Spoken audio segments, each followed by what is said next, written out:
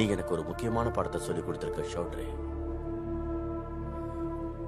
வாழ்க்கை என்னதான் அடைச்சு வச்சாலும் அதுல இருந்து எழுந்து வர்றதும் எழுந்து வராததும் நம்ம கையில தான் இருக்கு.